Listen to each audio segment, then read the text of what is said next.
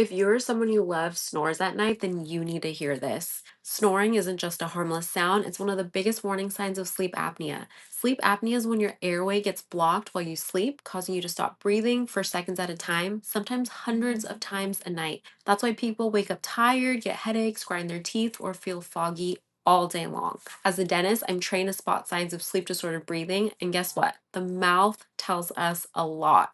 So if you snore, gasp in your sleep, clench your jaw, or feel exhausted even after 8 hours of sleep, let's talk because snoring is not normal. It's a red flag.